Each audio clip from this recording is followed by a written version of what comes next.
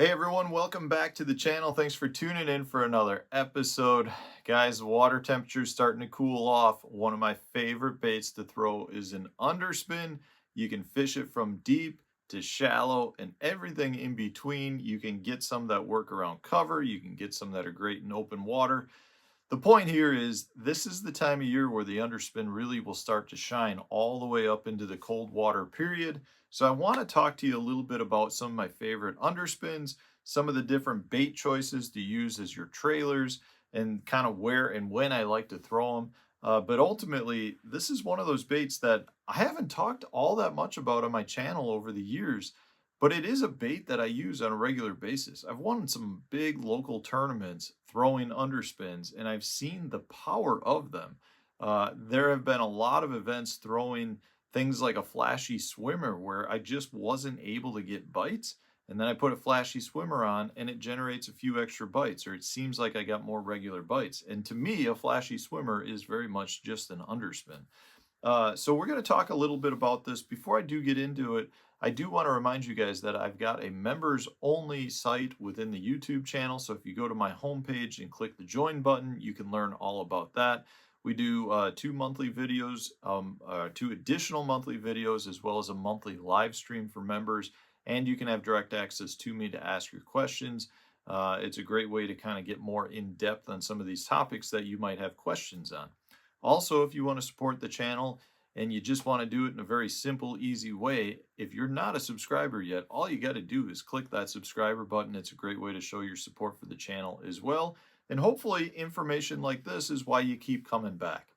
So I just want to go back probably about, I'm going to say 15 to 18 years ago was kind of the first time I ever really got into fishing underspins. They were really new. It was kind of a low-key bait that was just something that a handful of guys were using. And I started using it on some very deep water, clear deep water lakes for smallmouth, fishing it down late summer period down in that 25 to 30 foot range, like right above the thermocline on lakes that had a bunch of Cisco, on lakes that had some deep dwelling bait fish. And it really was a bait that I found to generate a lot of bites. But one of the things that I really like about them is the fact that you can keep them suspended at a good depth range for a much longer period of time, meaning they almost suspend through the water column. So if you're not familiar with what I mean by an underspin, generally speaking, it's just a jig head that's got a little blade that comes out the back. You can use whatever trailer you want on it. This is the Cool Baits Down Under, one of my absolute favorite little underspins to use. But the key here is a lot of times when you're fishing it down at those depths, the bait is very much just pendulum swinging through the water column. So you got the blade that's kind of spinning, you get a little tail kick, but it's an extremely easy meal for the fish, meaning there's no erratic motion. It's not going crazy. Generally speaking, you're not doing much more than maybe a small pause in your retrieve.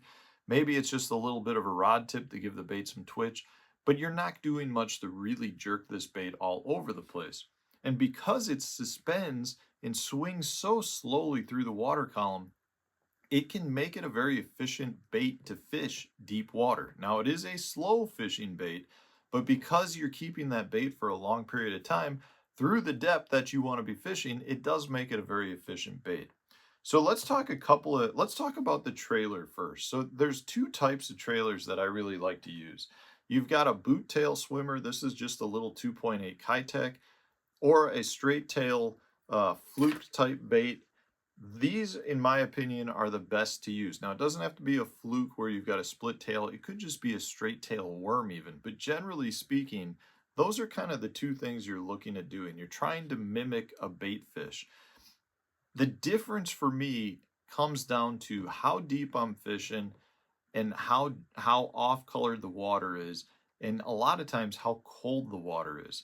So if I'm trying to get my bait to really suspend and come through the water column during a very cold water period of time, a lot of times I'll go with a boot tail, because the boot tail acts as a brakes on your bait. It really slows this bait up as it's coming through the water column. If you've got a straight tail worm or a fluke on, the bait will go faster through the water column. Now, if I'm trying to fish really deep, I like the straight tail or the fluke for that reason. It lets the bait get deeper without wanting to rise. Your boot tail a lot of times will actually make your bait want to rise because it's going at a much slower pace. So if I'm trying to fish really deep, I'm going to go more with the fluke style or the straight tail. If it's extremely clear water, I like a straight tail as well. If it's a little off colored, that's where the boot tail starts coming into place. So really what I'm looking at is water clarity, water depth, and water temperature. Generally speaking, in your cold water temperatures, the slower you can move the bait, the better. A lot of times, if you can get away with your straight tail in the cold water, that will be better, but a lot of times your bait moves out of the area faster. So if you want to slow your bait down, you got to go with a smaller head that's going to kind of equalize the same speed at that point. So you might have to go with a smaller head, which is going to make it take much longer to work through the water column. But if the fish don't want that tail kick, then you're going to have to downsize your head to be able to do that. So those are the two types of trailers I like. Now there are a couple of different head designs, different styles. Like I said, this is the cool baits down under is just the typical underspin. This is kind of what I would consider the mainstay.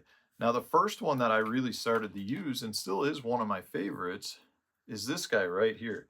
This is the Blakemore. It's basically the Rollin' Runner, I believe is what it's called. It's just a big road runner is all it is. This is one of my absolute favorites. This is one of the first ones I started with.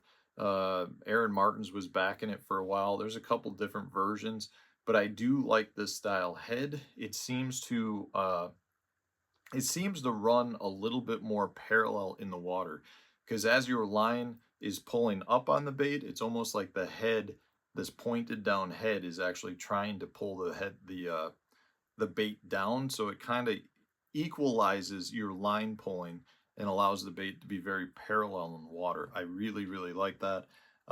Again, it comes with a nice ball bearing swivel and a small blade. So it's a little bit different, but a lot of times if I'm trying to fish ultra deep or really deep, that 30+ foot range, I do like to throw that Blakemore version. Now, if I'm fishing around some cover, maybe I'm fishing around brush piles, maybe I want to fish shallow, that's when I'll go with something that's similar to this guy right here. Now, this is an old version. This is the Fishead. What is this thing? The old, I'm trying to remember, the old Flutter Spoon. Oh, not Flutter Spoon. It's the, I had it here somewhere. So this, I think it's a Sling Blade. Flutter Sling Blade. I can't remember. It's basically the original version of what is now the Owner Flashy Swimmer. It's where you've got, you know, a bigger swim bait hook, you've got a little bit of weight on the shank, and you've got your hook coming out. And what it does is it allows you to Texas rig your bait, which allows this to come through cover very well. So maybe you're fishing some shoreline grass, maybe you're fishing some standing timber, maybe you're working it down into brush piles. The point here is something like a Flashy Swimmer or this older Fishead spin is going to be a dynamite bait for you. The last version I like to go with is something that's got more blades on it. So this is the Buckeye Lures Suspin, and this has got 2 blades. I do like to throw this if I'm fishing extremely dirty, well, not extremely dirty, but dirtier water. So you got a couple of feet of visibility. It does a really good job at just being almost like a very compact spinner bait, but you still have the flash underneath the bait. So if I'm fishing down a little bit deeper, but I've got a little bit of watercolor, sometimes in the summer you might have a lake that's got some LJ bloom, going with something with 2 blades can definitely benefit you and can be something that generates a few extra bites for you. This is the Buckeye Lures Suspin, I believe is what it's called.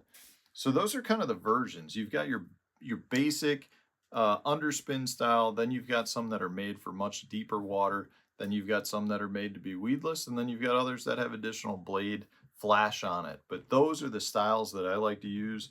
For me, late summer, all the way up into the cold water period, these baits will shine. It seems like, generally speaking, if I'm starting now where you're late summer, early fall, you've got usually a pretty defined thermocline. You've got fish that are down at that level, so you're talking in a lot of places 15 to 30 foot of water. and that bait will get down and hit that strike zone. So you're talking about areas where points or humps come in contact with the thermocline. Maybe you've got some isolated boulders that might stick out of the thermocline. Great places to throw it. As the water continues to cool, the fish are going to really start concentrating more on bait fish, which again makes your underspins a prime choice. And in cold water periods, like in the winter months, it's one of the few baits that does a really good job at generating strikes. So if you're not throwing an underspin, I highly recommend giving them a try. They deserve a place in your tackle box. They really can be uh, it's kind of like a finessey spinner bait is what I would consider it, but it does have some advantages over spinner baits and is a great bait at getting down to some of those fish that generally are not necessarily always that catchable. So let me know, what are your favorite underspins? Put it in the comment section. If you like some of the ones I talked about, let the other viewers know as well. Otherwise, guys, thanks for watching. Hit the like button if you enjoyed it. Subscribe to the channel if you haven't done so already. Stay tuned, new video coming out tomorrow.